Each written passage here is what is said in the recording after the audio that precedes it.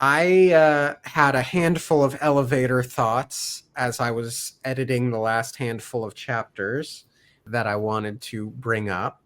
I don't believe I called out the line specifically in the last chapter, but Orosor's line, "I don't want you to know me." It works so well, but it also works because I don't know because I'm not him. Yep, it's a plausible way to dodge the question. Yeah. On both sides. So, yeah, I don't want you to know me, but it's also like, well, I don't want you to know I'm the imposter. Hey. So just wanted to take a moment to appreciate that line since we didn't in the last chapter. Yeah. Appreciated. Excellent. Sometimes I am not as good at listening and hearing as I would like to be. And sometimes, Kite, you say such wonderfully insightful things, and it just flies straight over my head. And you say, yes. Exactly. You know me so well. You had said something about Elend and Jostes, and as I'm editing the episode, I'm listening to what you were saying, and it finally resonated with me. Elend could have the opportunity to talk Jostes down from a cliff, and that could be such a wonderful example or display of the progress that Elend has been making in becoming a more commanding king. Yeah.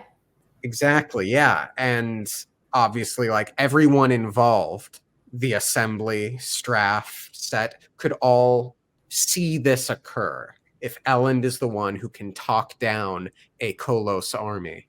I was so focused on Set and Straff and Elend all teaming up to stop the Kolos army that I was not hearing you when you had talked about this as a possibility. So really, really wonderful commentary. That's awesome. I know, I get it. You're focused on a lot of things at the time that we're talking. So, and a lot of the time I am just babbling. So I get you.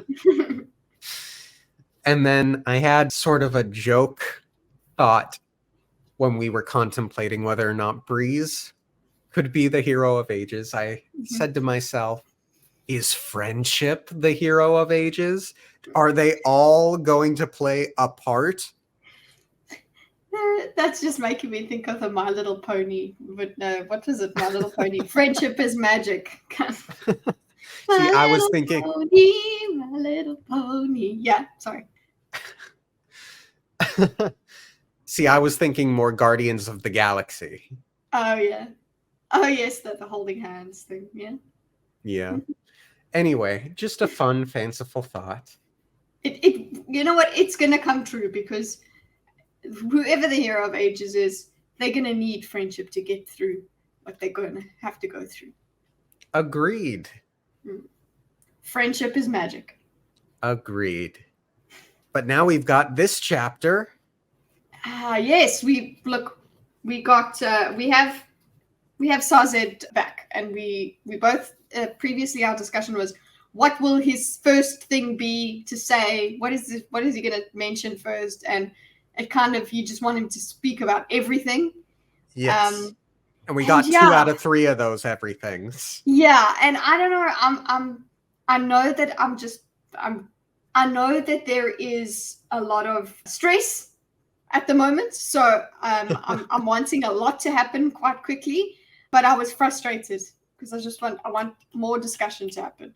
But I guess it's taking time. Yeah.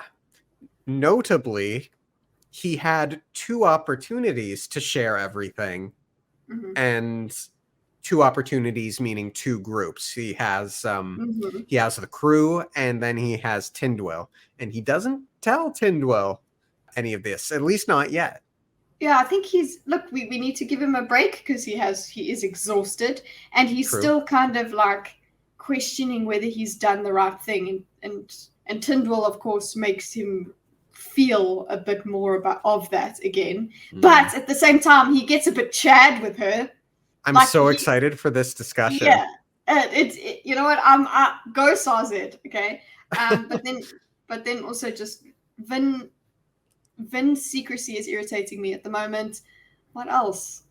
I have what I suspect could be an unorthodox thought. I retract that statement. I think it is less unorthodox than I think it is. Okay, but you have to tell us what the statement is. Oh yeah, we'll get there. Okay. Watch till the end. You'll never believe what statement 3 is. Oh gosh, shall we get just into it? Shall we? Hello and welcome to... Oh yes, I totally forgot. Kitte very kindly offered to do this introduction in Ham's voice this time. Okay. Once again, it's only my part that I'm doing in Ham's voice. So you do Ham's voice. We're both doing Ham's voice. Okay, let's go. Hello and welcome to the No One Asked You podcast. For this particular series, I am joined by my wonderful co-host, that darn Kitte. Dorkus and I can't do Ham voice. Dorkus and I are both I can't do it. Going into the story completely new with almost no knowledge of the story or world. Each segment, we intend to cover what happens in each new chapter and discuss our experience along the way. Hold on to your butts, because this is Ascension Unleashed, a blind read-through. And today we'll be covering Chapter 23. Chapter 23! Stay tuned to see who she voices next week, folks. Oh. You bet we're gonna run the gamut of all the characters. Let's do it. The terrorists rejected him, but he came to lead them. Sazed? Right? Yep. Right? Seriously, I am this chapter, speaking of which, yes. Sazed, he was very heroic at the end. Okay, if I'm thinking he's heroic. He's on a bit of a hero's journey. He's refusing the call. What? And I'm actually wondering. Yeah? No, go on. Do you think he's not refusing the call? He's being tempted to refuse the call. I think he's taken the call. He went to Luthadel. Yeah, he's taken the call, but he's still uncomfortable with that. I don't because he still he questions what he thinks of all of this. We'll get to it, but I'll let you know what I mean. Where I see him questioning. But then again he has taken the step and now he's made the choice either way. But it's actually not seeming that far off that, you know what, Sazed? Hero of Ages. Maybe he's an element too. I'm really feeling the Sazed is Hero of Ages vibe. The terrorists reject Sazed, and we've got Tindwyl effectively saying, you should be a leader. You exhibit every quality, and yet they don't like you. Mm-hmm. Yeah, and that is along with this epigraph. So it's like, hey, it's just a little nod towards him. Yeah, and it would be just so excellent if he is. Love Sazed. Yeah. King Lakal claimed that he had 20,000 of the creatures in his army. 20,000? Elend thought in shock. That was easily as dangerous as Straff's 50,000 men. Probably more so. The table fell silent, and Elend glanced at the others. They sat in the palace kitchen, where a couple of cooks hurriedly prepared a late-night dinner for Sazed. The White Room had an alcove at the side with a modest table for servant meals. Not surprisingly, Elend had never dined in the room, but Sazed had insisted that they not wake the servants it would require to prepare the main dining hall, though he apparently hadn't eaten all day. So they sat on the low wooden benches, waiting while the cooks worked, far enough away that they couldn't hear the hushed conversation in the alcove. Vin sat beside Elend, arm around his waist, her wolfhound Condra on the floor beside her. Breeze sat on the other side of him looking disheveled. He'd been rather annoyed when they'd woken him. Ham had already been up, as had Elend himself. Another proposal had needed work. A letter he would send to the assembly explaining that he was meeting with Straff informally rather than in official parley. So noteworthy that Breeze is disheveled. That's going to speak to something I want to say later. Yeah, he's annoyed as well. It's like, listen, he was having a nice dream, maybe, Dorkus. That's maybe why he's annoyed. The sweetest of dreams, I'm sure. Yes. Yes, so we have that. Also, what's the name? The first. So remember, one of our questions is what would be the first thing that we spoke about. So it seems like the Kolos was the one. Probably the smart decision. Yeah, that's what you said, because it's the most pressing issue. They know about everything else. Like, they know about everything else. The most solid threat is that Kolos army. So go for that. Makes sense. Yeah. And that's a lot. And again, I don't know how Justice is in control of them. Pretty sure he just went up to them and said, "Pretty please." And they were like, "Yeah, okay." Oh my God, yeah. Dachshund pulled over a stool, as usual, choosing a place away from Elend. That seems a touch passive-aggressive. Not passive-aggressive, but we know they don't like each other. Yeah, but you know what? Also just showing how Elend is observant. This because we're in Elend's POV. So it's like, as usual, this and that. Like, I feel like that's also showing Elend is a little bit more switched on. Yeah. Yeah. Although I gotta say, as much as I've been enjoying Elend lately and his journey, I still wish we had President Dachshund. Well, I don't know. I was also thinking if Dachshund is the Contra, look, we still haven't got confirmation. This is true. I actually just thought, damn, Dachshund is the Contra. That's Dachshund getting killed off screen, man. I'd be so mad. Do you think that Vin would work as hard to protect Dachshund as she does to protect Elend if Dachshund were president? No, I don't think so. She's properly like, he's the man I love. When about protecting Elend, it's not so much about the kingdom and keeping everybody else safe.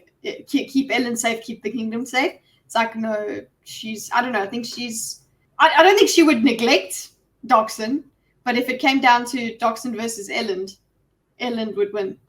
Yeah, I think so. I agree. Club sat slumped on his side of the bench, though Elend couldn't tell if the posture was from weariness or from General Club's grumpiness. That left only Spook, who sat on one of the serving tables a distance away, legs swinging over the side as he occasionally pilfered a tidbit of food from the annoyed cooks. He was, Elend noticed with amusement, flirting quite unsuccessfully with a drowsy kitchen girl. Well, there's a bit of just... is that like a note of the rivalry? It's like, he's trying. I don't know, just... Elend took notice of him trying with someone else. He still rubs me as young. He has not come close to crossing into creepy territory, for me personally. But he's definitely young and perhaps a touch cringe. And Elend just goes, that's young and cringe. Interesting. Yeah. And then there was Sazed. The terraceman sat directly across from Elend with the calm air of collectedness that only Sazed could manage. His robes were dusty, and he looked odd without his earrings, removed to not tempt thieves, Elend would guess, but his face and hands were clean. Even dirtied from travel, Sazed still gave off a sense of tidiness. But he didn't remove them because of bandits. He removed them to get there quicker. Yeah, literally. That's what most of his removal stuff was about. But, sometimes on travel, there were... It's a fair assumption. Yeah, there were instances before he was running and rushing that he did keep bracelets and things off because of the bandits. It's still a factor. Yeah. Anyway, I do apologize, Your Majesty, but I do not think that Lord Lekal is trustworthy. I realize that you were friends with him before the collapse, but his current state seems somewhat unstable. How is he controlling him, you think? I cannot guess, Your Majesty. Ham shook his head. I have 10 men in the guard who came up from the south after the collapse. They were soldiers serving in a garrison near a Kolos camp. The Lord Ruler hadn't been dead a day before the creatures went crazy. They attacked everything in the area. Villages, garrisons, cities. Yeah, whoa. How do they know what happened? They went straight from, he hadn't been dead a day and then they went crazy. And that is, yeah, how would they know?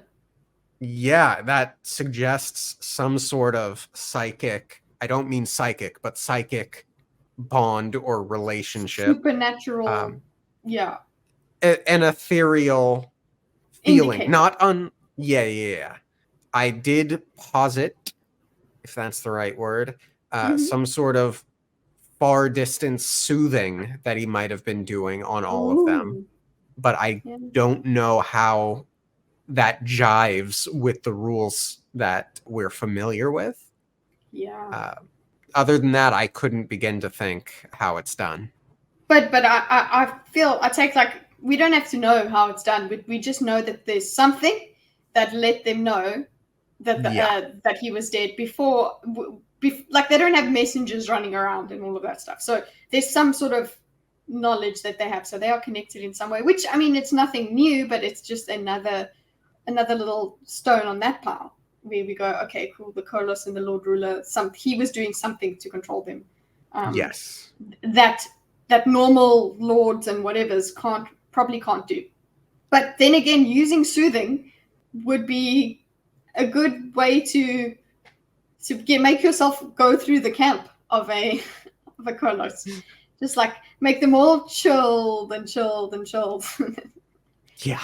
But also what I did think of, sorry, just at that, why don't you just go in and riot one of them, and then they just riot particular ones into losing their crap, and then they just all kill each other. I feel like that would be a chemical chain reaction that just wouldn't end well for it wouldn't end well for anyone, yeah. The same happened in the Northwest. Lord Set's lands were being flooded with refugees running from rogue Kolos.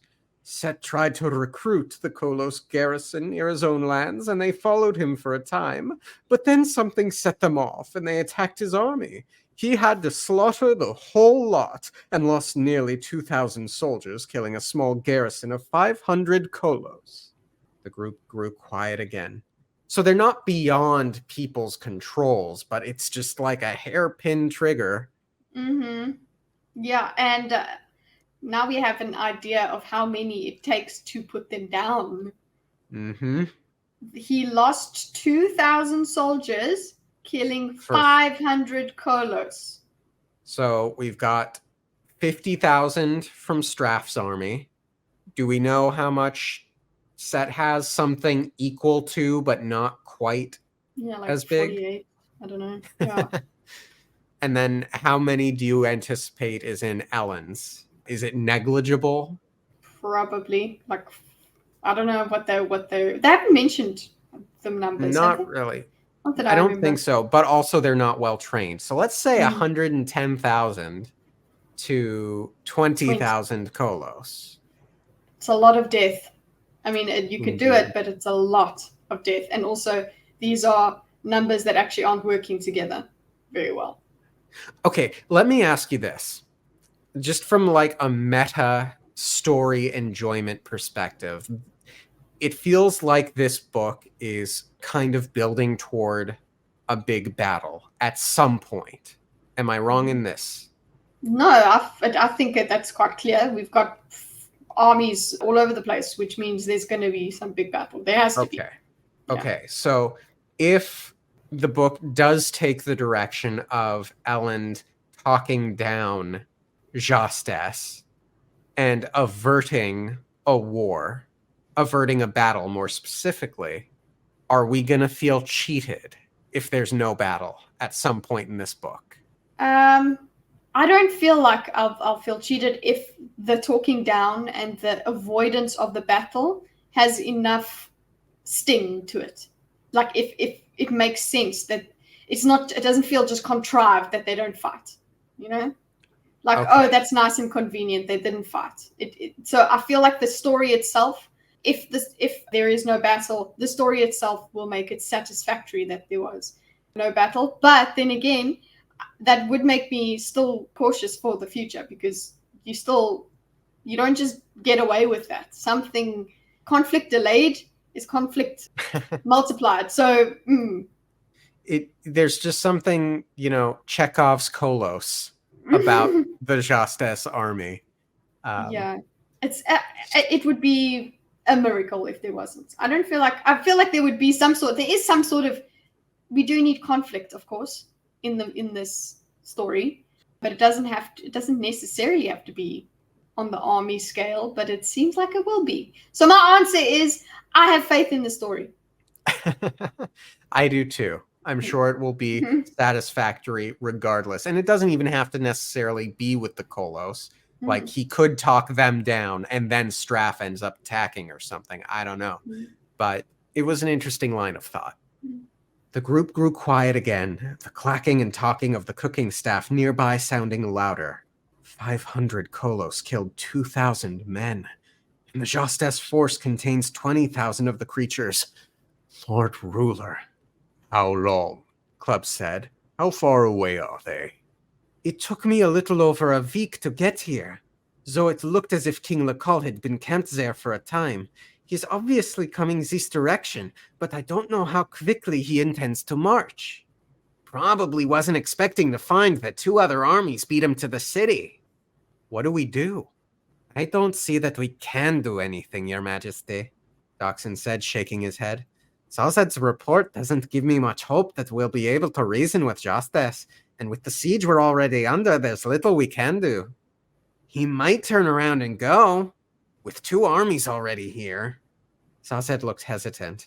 He knew about the armies, Lord Hammond. He seemed to trust in his Kolos armies over the human armies. I would say, considering the odds we've just spoken about. Yeah. And I wonder if Jastes will lose much sleep over losing half his force or not. Yeah, exactly. It's just, oh no, I've lost Kolos. Anyway, yeah, and also he also finds Elend or Luthadel itself as negligible. So that's another thing. He vastly underestimates Elend. So doesn't matter. That's another thing that would keep him confident. With 20,000, he could probably take either of those armies. But he'd have trouble with both of them. That would give me pause if I were him. By showing up with a pile of volatile Kolos, he could easily worry Set and Straff enough that they would join forces against him. Which would shoot us just fine. The more that other people fight, the better off we are. Ellen sat back, feeling a looming anxiety.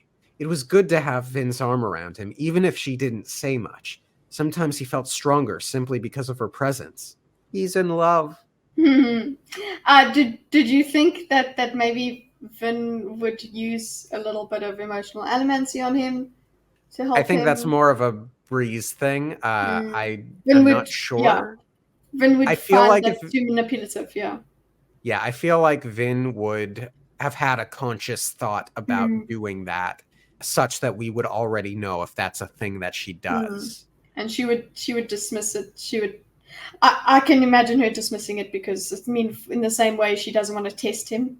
Yeah. Now, at that same point of thought, I did wonder if there was an ethereal element, given that Vin is special, that were at play here, maybe. But ultimately, it's just love. Yeah, that's where I fell back on.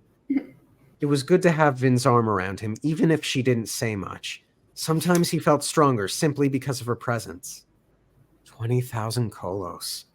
This threat alone scared him more than either human army. This could be a good thing. If Jastes were to lose control of those beasts near Luthadel, there's a good chance they'd attack one of those other armies. Agreed.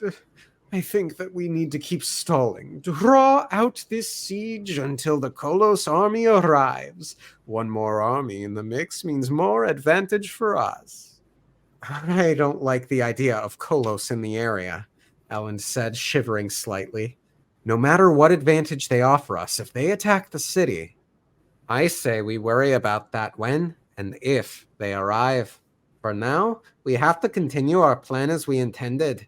With luck, the imminent Kolos presence will make Straff more willing to deal with His Majesty.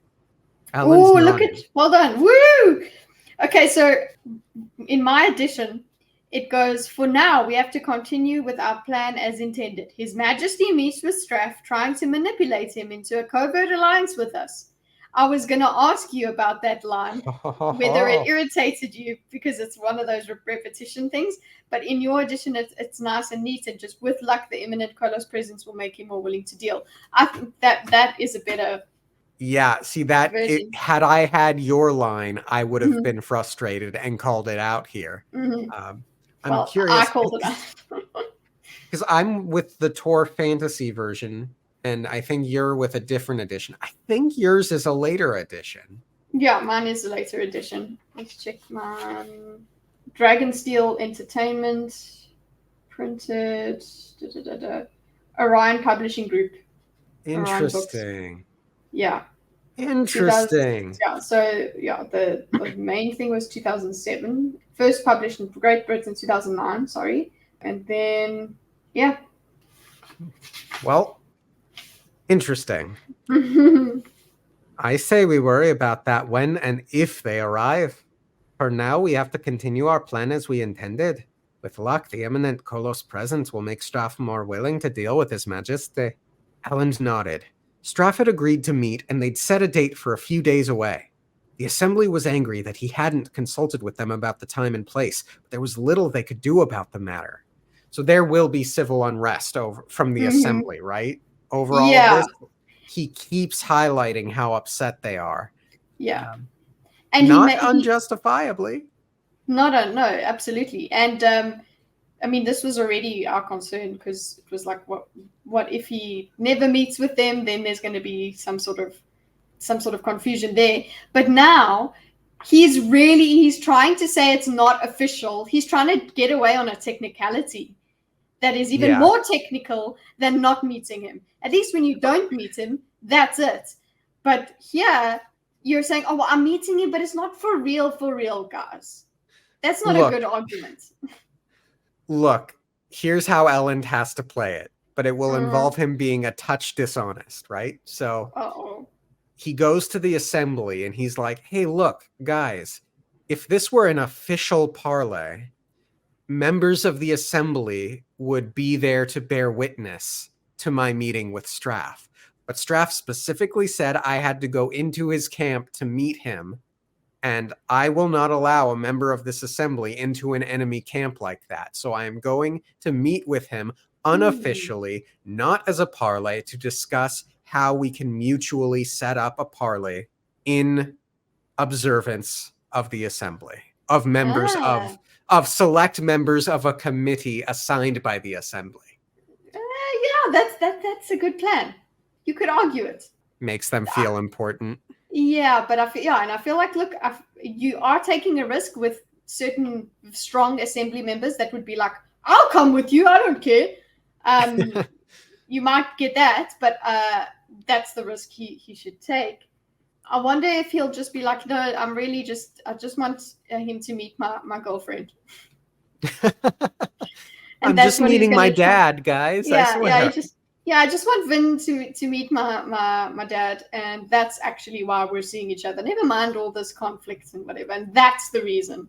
That's a very weak excuse. But also, I love the way Elend's like, he's writing a certain letter. He's such a freaking bureaucrat sometimes. Just like, no. Again, we have this. There's little they could do about it. Very good. But yeah, I can see them getting upset about this, and he can't leave that on the back burner. That's going to start boiling over soon. Yeah. Anyway, you said you had other news, Saz. Better, hopefully? Saz had hesitated. The palace chef finally walked over, setting a plate of food before him. Steamed barley with strips of steak and some spiced laggets. The scents were enough to make Elend a little hungry. He nodded thankfully to the chef, who had insisted on preparing the meal himself despite the late hour, and who waved to his staff and began to withdraw. We got a food description. Hey. Somewhat, yeah. The scents. They are scents, okay? And we've got steak. At least, we've got some meat. Interesting. Yeah. Haven't heard anything in this world about cows or chickens, but they have steak, so cool. Sazed sat quietly, waiting to speak until the cooks were again out of earshot. hesitate to mention this, your majesty, for your burdens already seem great. You might as well tell me. I fear that we may have exposed the world to something when we killed the Lord Ruler, your majesty. Something unanticipated. So, this is exactly what Vin was saying at the end of the first book. And I'm very mad at her for not highlighting that right about now. Yes, that's what I'm saying. What I got upset about is Vin's silence in this whole thing. She says a few little things and perks up and whatever, but I'm like, Vin, this is the time that you bring it up, okay? There's none of this, I'm just trying to keep Ellen safe and not worry. No, we worry now. Yeah, no, this is 100% in line because she can back Saz up. Exactly. Because everyone else is being very skeptical, understandably so, to a point. But Vin was there when she heard the Lord Ruler say, "You have no idea what I do for mankind." And she even brought it up to Sazed in the first book. He brushed it away. So Sazed really needs her voice right then and there. Yeah, and she has been wondering about this as well. It's been in her mind. It's not like, oh, suddenly Sazed, and then she goes, oh, that's an interesting thing. This is also been happening in her mind. So this, with his evidence, it makes it very important. And I'm not a fan of her keeping it a secret just because she wants to protect Ellen. That's stupid. Right. And she sort of, her secrecy on the matter is really emphasized after the Alrion portion of this chapter. But if we pretend for a moment that the reason she was being secretive about affirming Sazed's experience is because of potential spies. True. Look, I know we don't want a mass panic, but if I know the deepness is coming back, I'm fine with Lord Set knowing we talked about the deepness coming back. I'm fine with Straff knowing we talked about the deepness coming back. Yeah, it's that serious that you really can't. If anything, it could help you. Remember, I mean, we even have those things in the epigraphs of like everybody comes together because everyone unites because the deepness is on its way. So that's what you would have me struggling with, is that no, I've got to convince people that the deepness is real and happening. So we have to forget this stuff. Sorry. Right. And there's a big difference between being the guy on the street corner with a cardboard sign that says the end is nigh and a group of like 5 to 10 people talking about strange occurrences in the world and the last words of the Lord Ruler. Those are to be taken very differently. If Alrion is a spy, we'll get to that discussion later. And she goes back to her father and says, "Hey, Dad, they were talking about the deepness coming back, and they sounded really serious, like really serious about it. Obviously, it's nonsense, but seemed like I should bring it up." Yeah, just something to consider.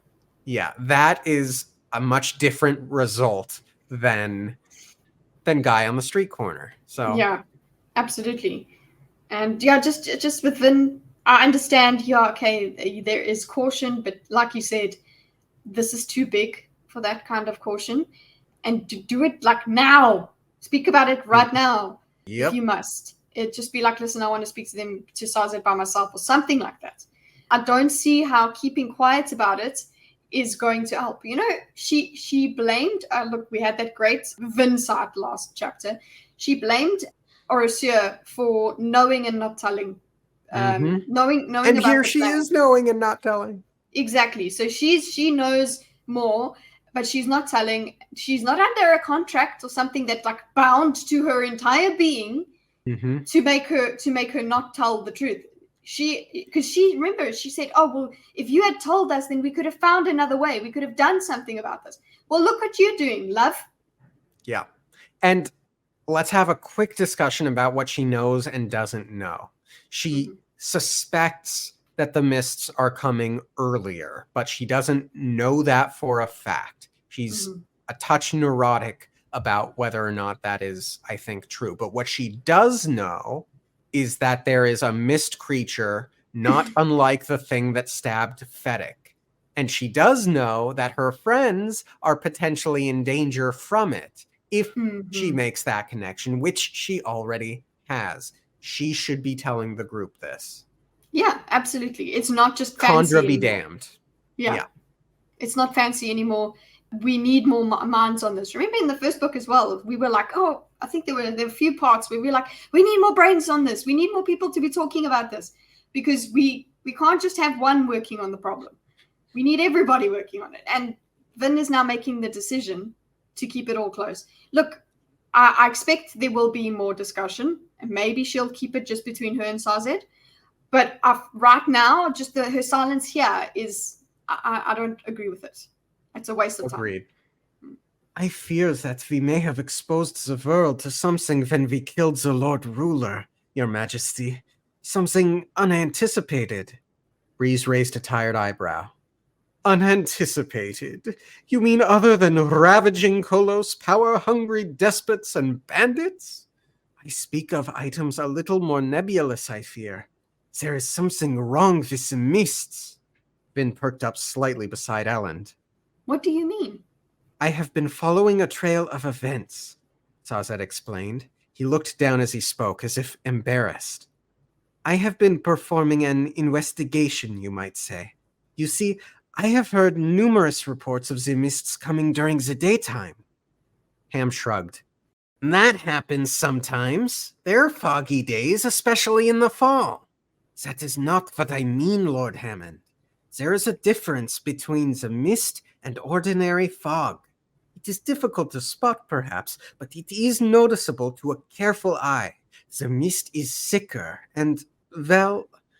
It moves in larger patterns, like rivers in the sky. It never just hangs in one place. It floats in the breeze, almost like it makes the breeze. And it can't enter buildings or tents. It evaporates soon after it does. Yes. When I first heard these reports of day mist, I assumed that the people were letting their superstitions get out of control. I have known many Ska who refused to go out on a foggy morning, but I was curious about the reports, so I traced them to a village in the south. I taught there for some time and never received confirmation of the stories, so I made my way from that place. He frowned slightly. Your Majesty, please do not think me mad. During those travels, I passed a secluded valley and saw what I swear was mist, not fog. It was moving across the landscape, creeping toward me, during the full light of day. Elend glanced at Ham. He shrugged. Don't look at me. Bree snorted. He was asking your opinion, my dear man. Well, I don't have one. Some philosopher you are. I'm not a philosopher. I just like to think about things. Well, think about this then. Elend glanced at Sazed. Have those two always been this way? I am not certain, Your Majesty, Sazed said, smiling slightly. I have known them for only slightly longer than yourself. Yes, they always have been like this. If anything, they've gotten worse over the years. So, excellent. We got a nice little transition into some levity. These are very heavy topics, and he is speaking them with such conviction. I really like how Sanderson weaved in this humor. Yeah, weaved in the characters of the crew. You know, how would the crew take the news? They're not just going to immediately jump on it and be like, yay, yes, absolutely, Sazed. They're going to be the crew about it. And interesting that Elend looks straight to Ham. Like, Elend is lost for words, so he just looks at Ham like, isn't there something you would like to say about this? Because, Elend just needs some time to think before he has an opinion. I mean, Ham would be the first person to go because he thinks about things. Mm-hmm. Yeah. Like you expect, I suppose you would expect something from him because he just asks. He likes to ask questions, but he's stumped. Everyone's stumped. And look, just looking back at our suspicion, I went, oh, those two are the only ones we actually know are not the Kandra right now. So I enjoyed them, like being them. I agree. Aren't you hungry? Elend asked, nodding to Sazed's plate. I can eat once our discussion is finished. Sazed, you're not a servant anymore. You don't have to worry about things like that. It is not a matter of serving or not, Lady Vin. It is a matter of being polite. Sazed. Yes, Your Majesty? He pointed at the plate. Eat. You can be polite another time. Right now you look famished, and you're among friends. Sazed gave Elend an odd look. Yes, Your Majesty, he said, picking up a knife and spoon. Commanding Elend. Yes, and Sazed has noted this and will remark on it later. Mm-hmm. Yes. Although it's all well and good for Elend to be commanding with his friends, we'll see how he does against the Assembly and Straff. Yeah, Straff is my one that I want to see, because that's got a lot of baggage. Yeah, there's going to be a backslide. It's 2 step forwards, 1 back. Yeah, but I hope that within the same interaction, he doesn't have to go away and come back and do another one. So I can expect him to. I would prefer him to falter within the interaction and then come back before the end of it. Yes. I don't want him to have to move away from the parlay, the unofficial parlay, with the weakness. Yeah. Now, why does it matter if you saw mist during the day? We know that the things the Ska say aren't true. There's no reason to fear the mist. The Ska may be more wise than we credit them, Your Majesty, Sazed said, taking small, careful bites. It appears that the mist has been killing people. What? Vin asked, leaning forward. I've never seen it myself, Lady Vin, but I have seen its effects and have collected several separate reports. They all agree that the mist has been killing people. That's preposterous. Mist is harmless. That is what I thought, Lord Ladrian. However, several of the reports are quite detailed. The incidents always occurred during the day, and each one tells of the mist curling around some unfortunate individual who then died, usually in a seizure. I gathered interviews with witnesses myself. Elend frowned. From another man, he dismissed the news, but Sazed, he was not a man that one dismissed. Good Elend, smart Elend. You don't dismiss Sazed. Yes, and remember that line? I haven't heard any reports of roving bands of monsters going around killing people. Well, here they are. Here they are. They don't have to be bands, but we're close enough. Yep. Elend frowned. From another man, he dismissed the news, but Sazed, he was not a man that one dismissed. Vin, sitting beside Elend, watched the conversation with interest, chewing slightly on her bottom lip. Oddly, she didn't object to Sazed's words, though the others seemed to be reacting as Breeze had. It doesn't make sense, Saz. Thieves, nobles, and allomancers have gone out in the mists for centuries. Indeed they have, Lord Hammond, Sazed said with a nod. The only explanation I can think of involves the Lord Ruler. I heard no substantive reports of mist deaths before the collapse, but I have had little trouble finding them since. The reports are concentrated in the outer dominances, but the incidents appear to be moving inward. I found one very disturbing incident several weeks to the south, where an entire village seems to have been trapped in their hovels by the mists.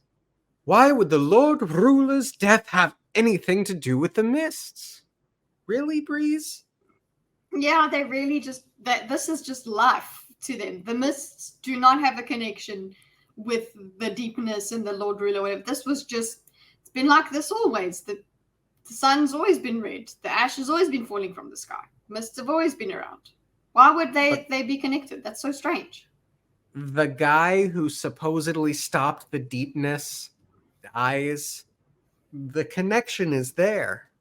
Yeah, but I suppose that's another thing I was going to ask you about, them questioning here.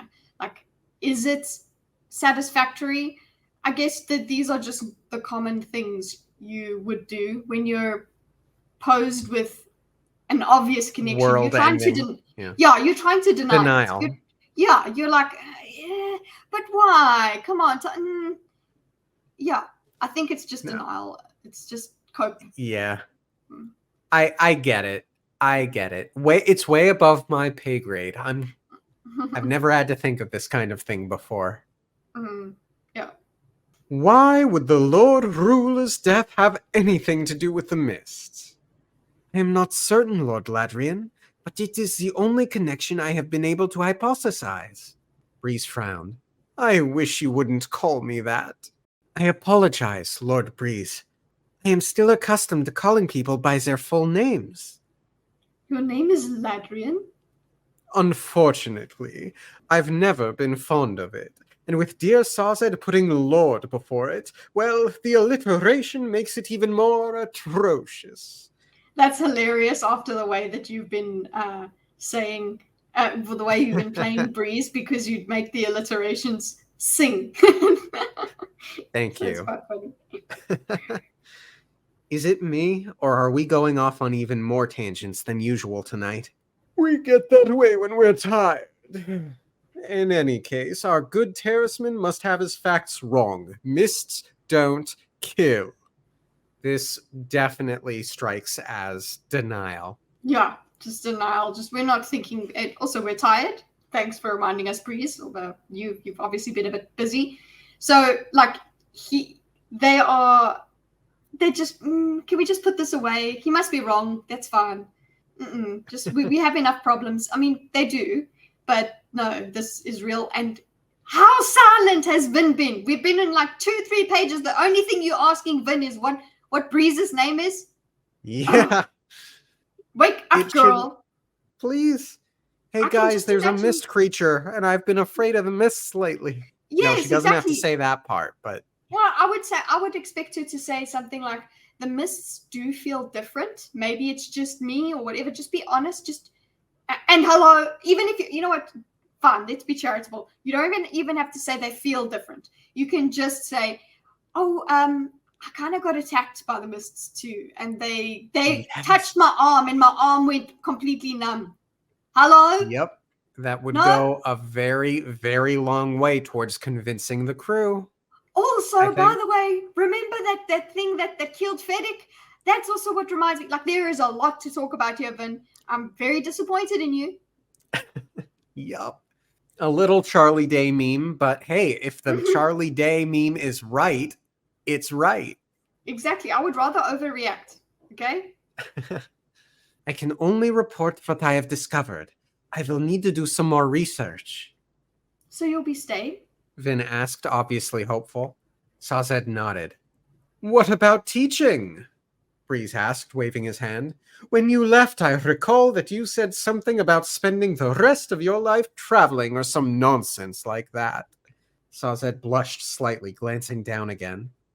That duty will have to wait, I fear. You're welcome to stay as long as you want, Sazed, Ellen said, shooting a glare at Breeze.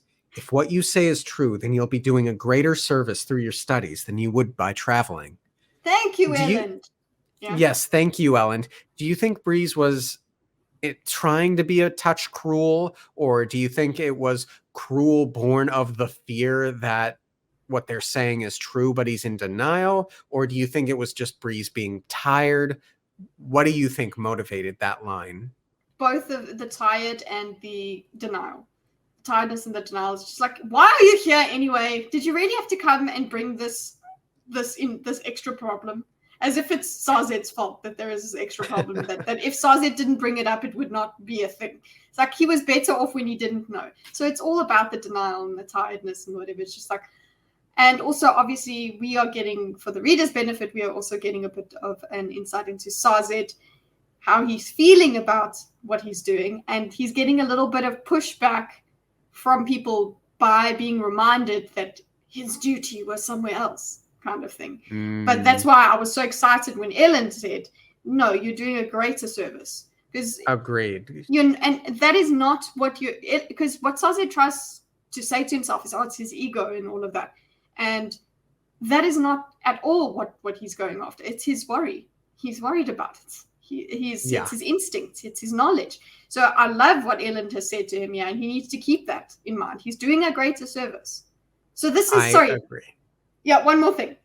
The sort of blushed slightly, glancing down, seeming quite embarrassed.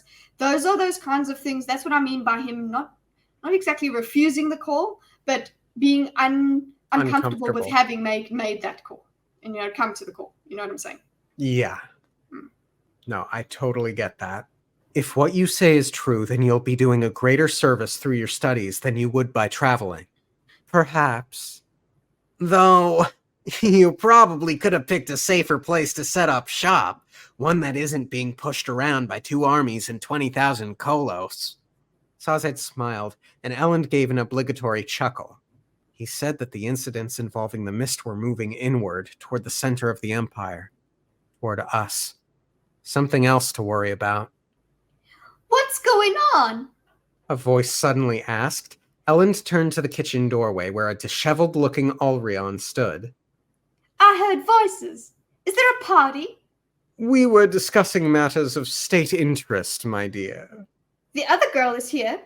Why didn't you invite me? Elend frowned. She heard voices. The guest quarters aren't anywhere near the kitchens. That's an important line. Mm-hmm. And we'll get to it. Mm-hmm. And Ulrion was dressed, wearing a simple noblewoman's gown.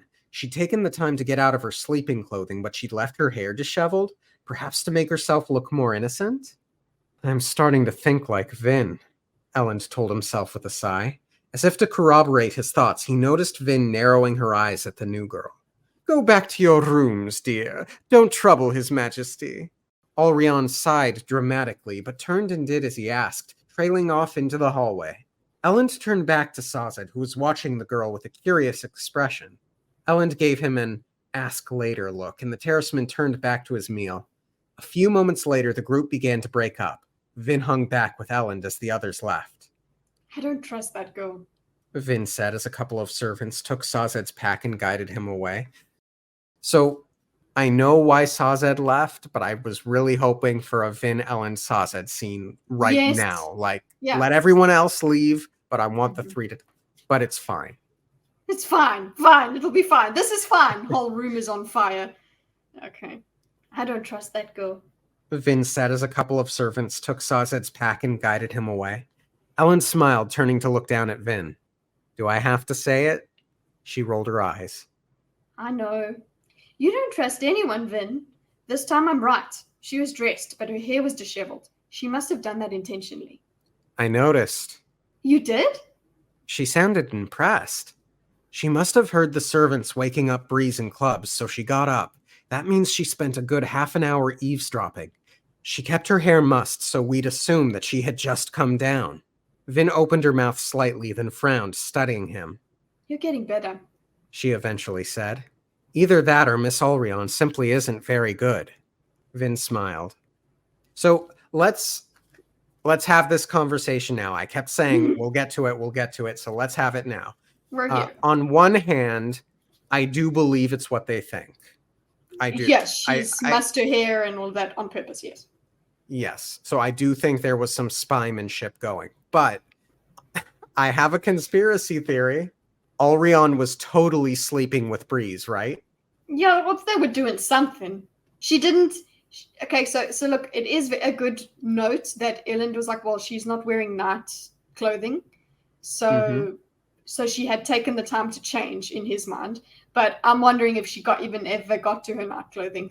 Well, exactly. I don't think she went to her room. I think she was in Breeze's room when Breeze was woken up, and she might have waited in Breeze's room for about 30 minutes and then was like, you know what? He's been gone a while. I'm going to go see what's up. I think she would have followed him anyway. Like, she doesn't want to stay away from her Breezy. What's Breezy doing? So that is also true. Yeah. So, but either way, she is also eavesdropping and keeping her hair a certain way to make it look like she just, I heard voices. Yes, sure. That's very, very plausible. I love that Ellen's just like, the kitchens are very far away from me. But she wasn't discovered. She made herself known, right? Why would she do that if she had a good vantage point to listen from? What would she have been hoping to gain by interrupting? Let me see now. When did she bring up? What did she bring up? You probably could have. Maybe does she just want to stop them? Maybe she hadn't heard about the Kolos, so she. I don't know. They're saying that she would have eavesdropped for about half an hour. Maybe she hadn't heard about the Kolos part, and now she hears the Kolos and says, "What's going on?" Yeah. If she didn't hear the Kolos part, then that would mean that she more or less just turned up and heard them more casually chatting, which I think jives with my supposition that she may have been in Breeze's room, hence the gown instead of the night whatever. And then she left because there's no one discovers her. It says... Yeah. Shoot. I agree. It says, yeah, we actually get into it. Like Ellen even says, I'm still trying to figure out, that's coming up next. He's trying to figure out why Vin didn't hear her. And that's also because she only just made noise now.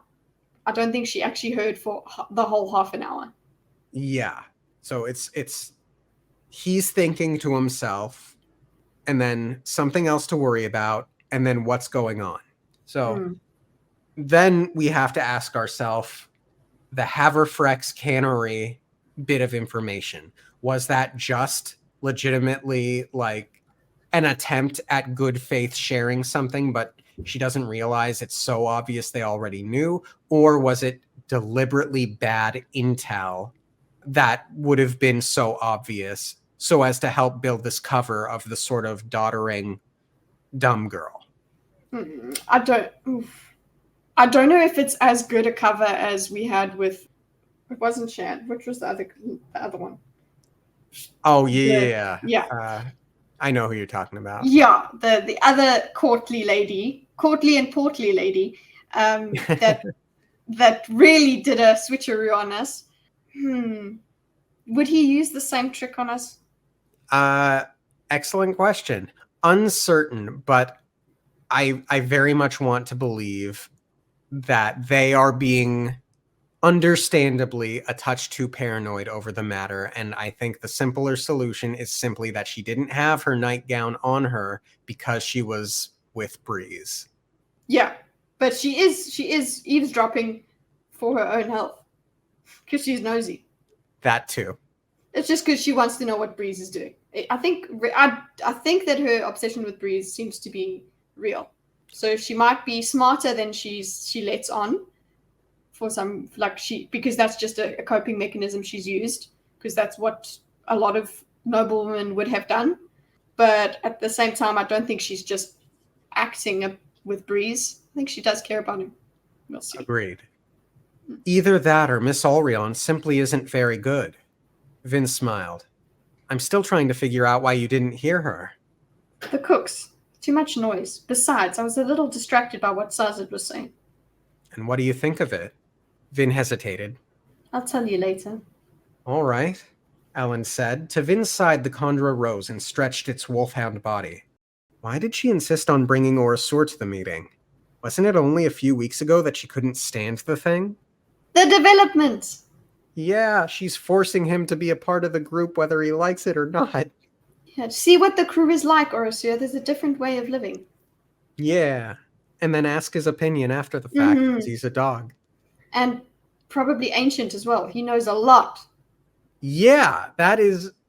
if the Condra were here before the deepness, because at the very least we know the Condra were here when the final empire was new. He would have some really wonderful insight if he were that old into the deepness and what that was like.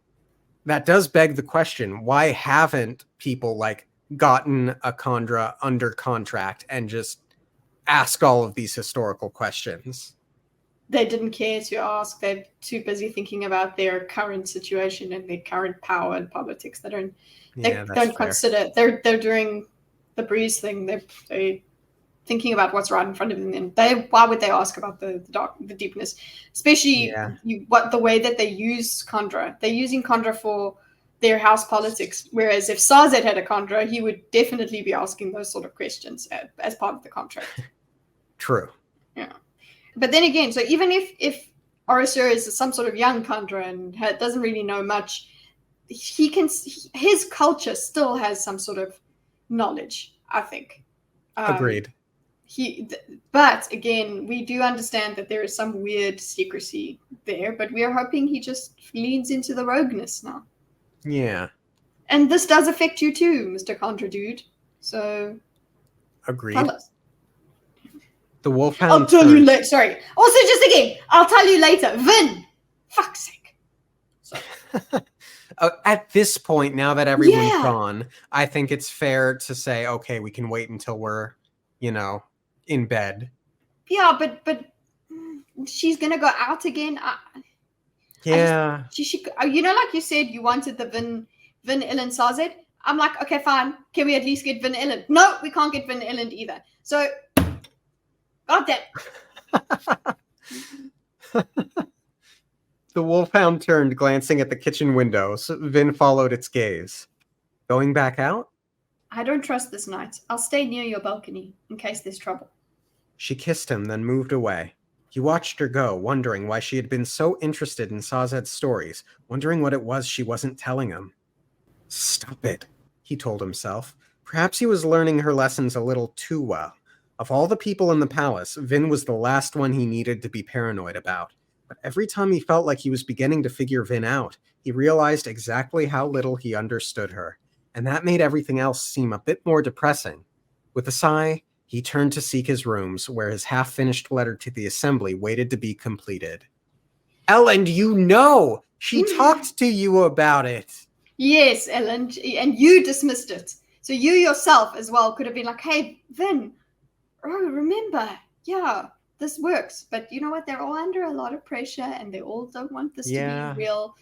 Fine, it makes sense. But still, he knows. There is his cope. He knows she's not telling him something. So she just...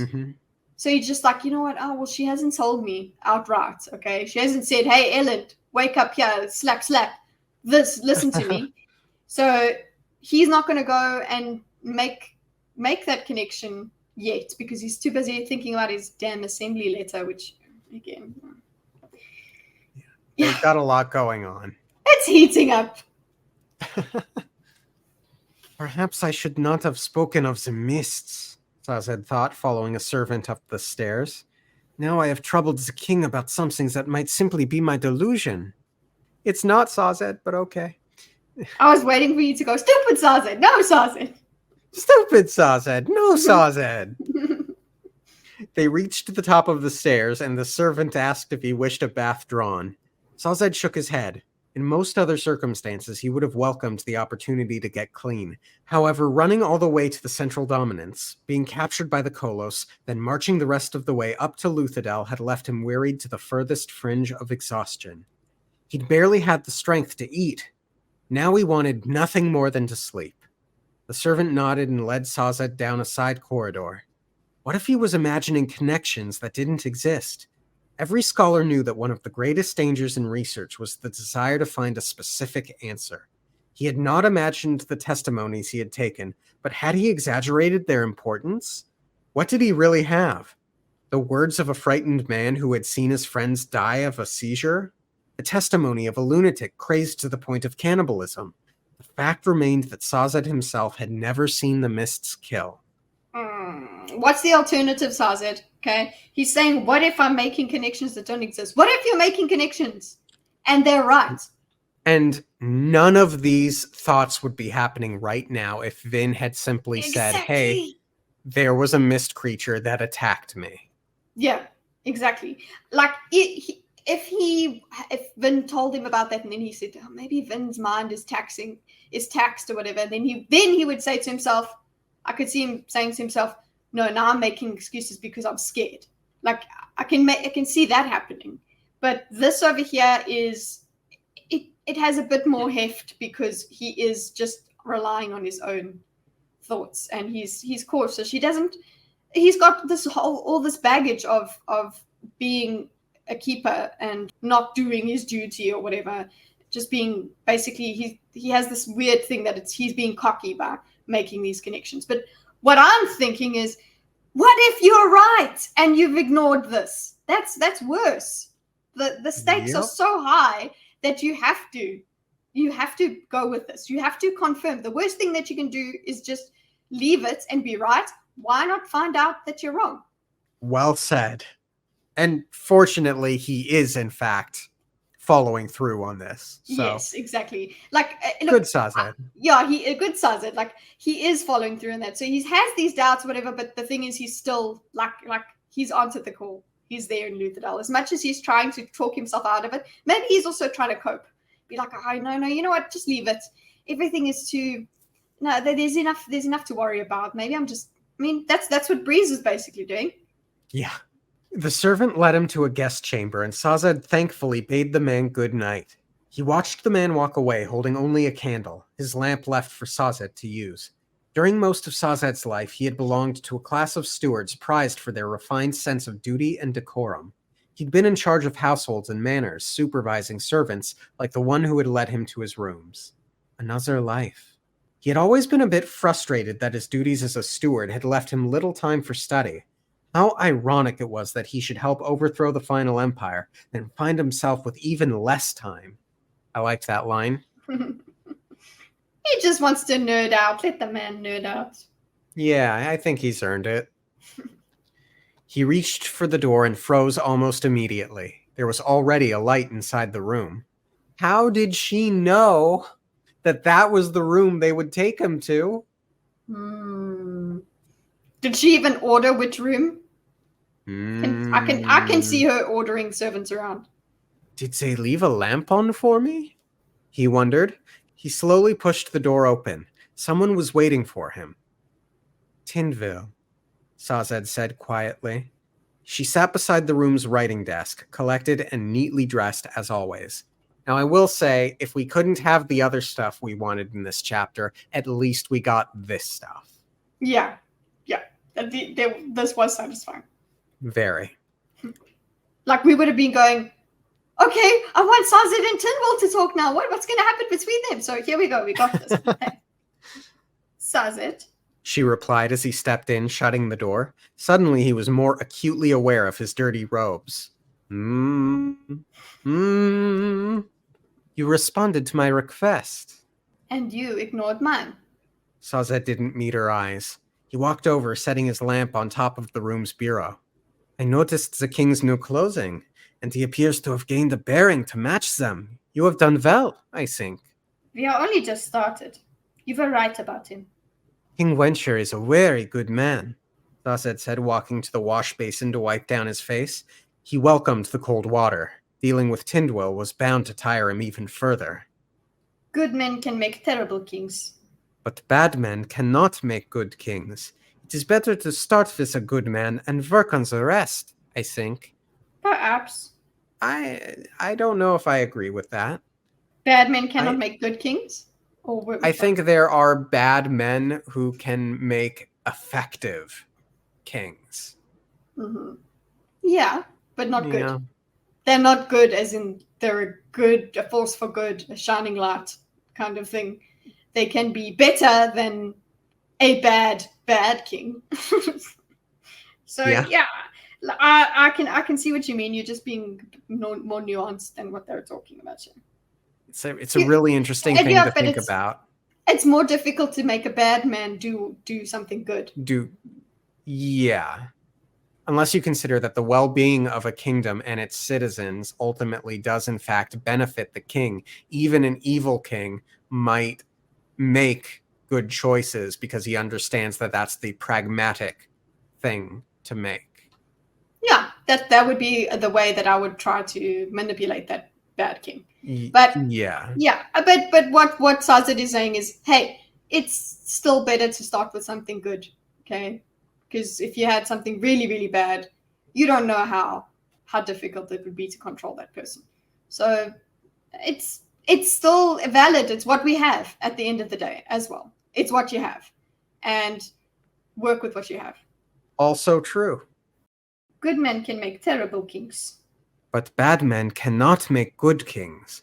It is better to start with a good man and work on the rest, I think. Perhaps, Tindwell said. She watched him with her normal hard expression. Others thought her cold, even harsh, but Sazed had never seen that in her. Considering what she had been through, he found it remarkable, amazing that she was so confident. Where did she get it? What did she go through? What did she go through? The I see there are a couple of different options. One is the potential breeding program. Yep, that's what I The was other thinking. is, the female equivalent of what happened to Sazed. So either she's making them or can't. Neither is good, but both are, I think, more difficult and potentially dangerous than what happened to Sazed. Yeah. Why so? Because of just where she would be. Oh, I suppose, yeah, just anatomically. Yeah.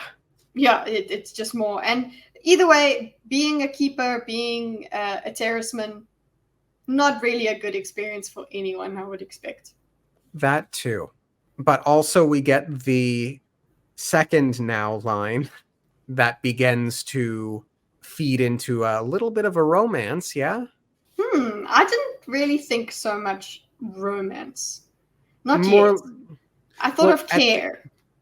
yeah, so I got to romance at the end, but at this point I thought there was something almost motherly Yeah. in his perception of her. Yeah, it seems platonic at as far as that's as far as I'll take it. But yeah, he admires her because of how confident she is, and her reaction to him is very motherly and caring and whatever. Even though she's disapproving, but mothers can do that as well. Right. But the thing is, so that first line was that he becomes keenly aware of how dirty he is. And then he thinks the words remarkable, amazing, confident. Those all, I think, could be romance seeds. Mm-hmm. I can see them, but yeah, they're not there yet. We need more, but they need to be watered. Yeah. Sazed, why did you return to the Central Dominance? You know the directions the Synod gave you. You are supposed to be in the Eastern Dominance, teaching the people on the borders of the Burnlands. That is where I was. And now I am here. The South will get along for a time without me, I think. Oh? And we will teach them irrigation techniques so they can produce food to survive the cold months. We will explain to them the basic lawmaking principles so that they may govern themselves. We will show them how to reclaim their lost faiths and beliefs. You were always so passionate about that. Sazed set down the washcloth. I will return to teach them when I am certain there is not a greater work I need to do. What greater work could there be? This is your life's duty, Sazed. This is the work of your entire people. I know that Lutherdal is important to you, but there is nothing for you here. I will care for your king. You must go. So that is very harsh. It's also noteworthy that Sazed does not tell her any of the three things that we really want him to be telling people about. Yeah, she does. She does say that he does bring up why he's here, but he doesn't go all the way into it, doesn't he? He says, like, yeah, he does. He just doesn't go into detail. Yeah, and wasn't she saying that Sazed was someone who could stand to be a little more assertive? Yeah, be careful what you wish for. Yeah, yeah, she's being what she was supposed to do. That she is the voice of what Sazed has had inside him anyway. The doubts and the tradition and the whatever. But I love that Sazed comes through this. That he resists her because she is quite a challenge for him. She represents all of that in a person, and she's fun. She's quite formidable as a person on her own. So that's a threat to us getting the Sazed we want, and he's held steadfast in this. Yes. I appreciate your work with King Wencher. My course has little to do with him, however. I have other research. Tyndall frowned, eyeing him with a cool stare. You're still looking for this phantom connection of yours, this foolishness with the mists. There is something wrong, Tyndall. No. Can't you see, Sazed? You spent 10 years working to overthrow the final empire. Now you can't content yourself with regular work. So you have invented some grand threat to the land. You're afraid of being irrelevant. Perhaps. If you are correct, then I will seek the forgiveness of the Synod. Should probably seek it anyway, I think. Oh, Sazed. I can't understand you. It makes sense when young fireheads like Vedzan and Lindel back the Synod's advice. But you are the soul of what it means to be Terrace. So calm, so humble, so careful and respectful, so wise. Why are you the one who consistently defies our leaders? It doesn't make sense. I'm starting to think she likes him back. I am not so wise as you think, Tindville. I am simply a man who must do as he believes. Right now, I believe there to be a danger in the mists, and I must investigate my impressions. Perhaps it is simply arrogance and foolishness, but I would rather be known as arrogant and foolish than risk danger to the people of this land. You will find nothing. Then I will be proven wrong, Sazed said. He turned, looking into her eyes. But kindly remember that the last time I disobeyed the Synod, the result was the collapse of the final empire and the freedom of our people. Boom! That was great. That's Chad Sazed. Hey! Sorry. Great line indeed. Mm-hmm. Tindwell made a tight-lipped frown. She didn't like being reminded of that fact. None of the keepers did. They held that Sazed had been wrong to disobey, but they couldn't very well punish him for his success. I don't understand you. You should be a leader among our people, Sazed. Not our greatest rebel and dissident. Everyone wants to look up to you, but they can't. Must you defy every order you are given? He smiled wanly, but did not answer. Tindwell sighed, rising. She walked toward the door, but lingered, taking his hand as she passed. She likes him. She looked into his eyes for a moment, then he removed the hand. Oh, she shook her head and left. Okay, you're right. There are the signs, like they look into each other's eyes. Hello? Hello. I got so excited I yeeted myself out of the studio. The last thing you said was she looks in his eyes. They look into each other's eyes. Yeah, they look into each other's eyes several times, and then there's the hand touch and whatever. Yeah, it could be romance. And yeah, I guess I dismissed that just because of Sazed's situation, but that doesn't mean you can't have affection and love. Come on, Jinsia. Yeah, some kind of love. Hello, Grey Worm. Let's go. Yeah.